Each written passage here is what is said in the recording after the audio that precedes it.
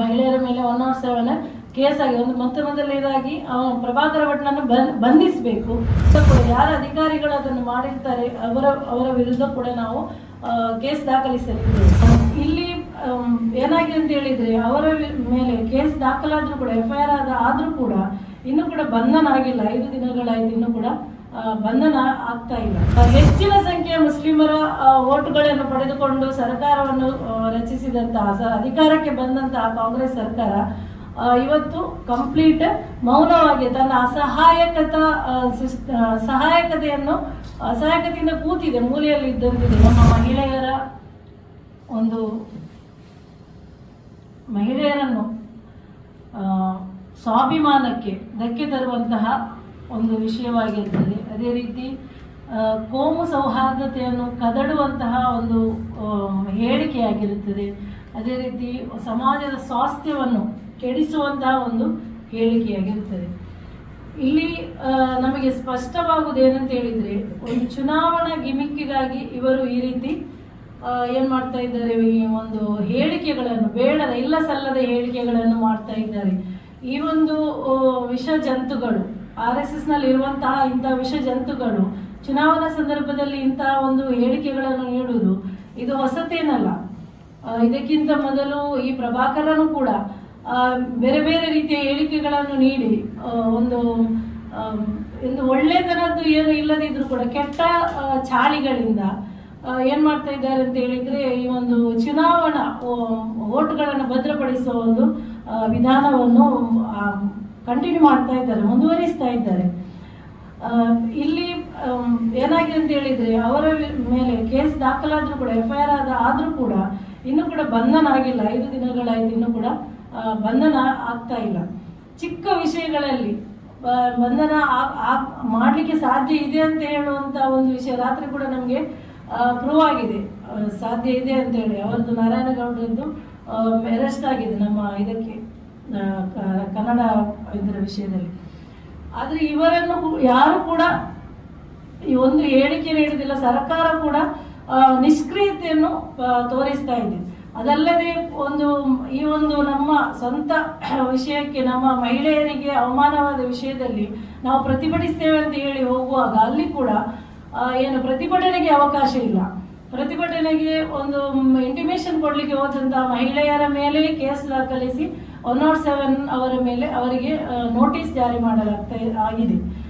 ಇದು ಒಂದು ಏನು ಮೇಲಿಂದ ಮೇಲೆ ಒಂದು ಮಹಿಳೆಯರನ್ನು ಇನ್ನೂ ಕೂಡ ಒಂದು ಏನು ಅವಮಾನ ಮಾಡುವಂಥ ವಿಧಾನ. ಒಂದು ಕಡೆ ಇಂತಹ ವಿಷಜಂತುಗಳಿಂದ ಅವಮಾನ, ಅದೇ ರೀತಿ ಸರ್ಕಾರ ಕೂಡ ಪರೋಕ್ಷವಾಗಿ ಮಹಿಳೆಯರನ್ನು ಅವಮಾನಿಸ್ತಾ ಇದೆ. ಮುಸ್ಲಿಂ ಮಹಿಳೆಯರು, ಅದರಲ್ಲೂ ಕೂಡ ಮುಸ್ಲಿಮರ ಹೆಸರು ಹೇಳಿ, ಮುಸ್ಲಿಂ ಮಹಿಳೆಯರ ಹೆಸರು ಹೇಳಿ ಅವನಲ್ಲಿ ಏನು ಮಾಡಿದ್ದಾನೆ, ಇದು ಮಾಡ್ತಾ ಇದ್ದಾನೆ, ಹೇಳಿಕೆ ನೀಡ್ತಾ ಇದ್ದಾನೆ.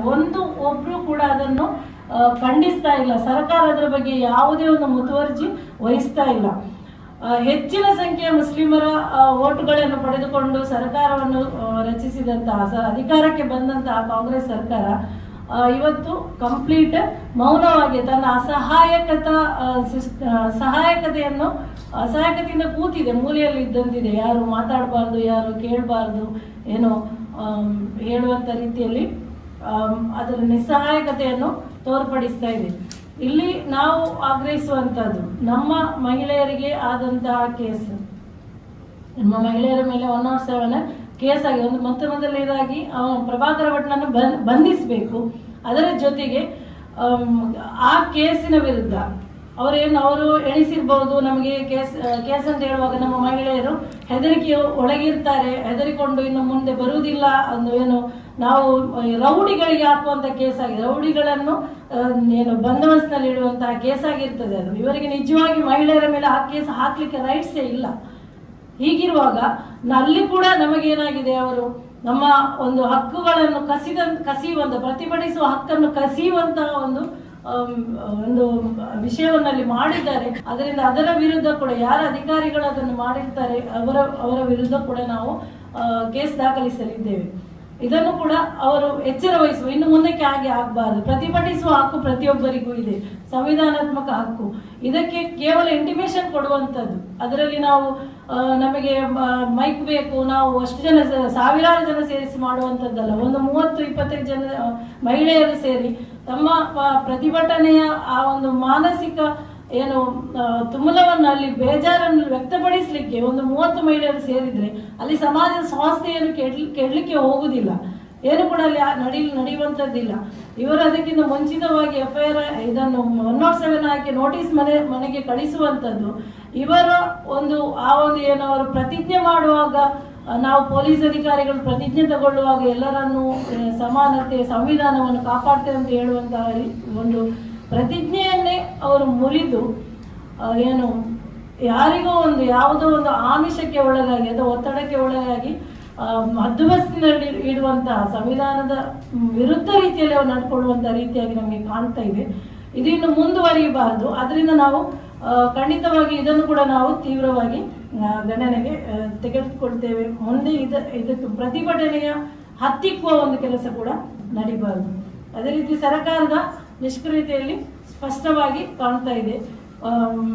ಏನು ಸರ್ಕಾರದ ಆಶ್ವಾಸನೆಗಳು ಕೇವಲ ಮಹಿಳೆಯರಿಗೆ ಏನು ಭೇಟಿ ಭಾಗ್ಯಗಳನ್ನು ಕೊಟ್ಟು ಆ ರೀತಿಯ ಒಂದು ಆಶ್ವಾಸನೆಗಳನ್ನು ಮಾತ್ರ ಕೊಟ್ಟು ಮಹಿಳೆಯರನ್ನು ಒಂದು ಮಂಗ ಮಾಡುವ ರೀತಿ, ಅವರು ಏನೋ ಕುಣಿತಾರೆ ಅಂತ ಹೇಳುವಂಥ ರೀತಿ ಅವರನ್ನು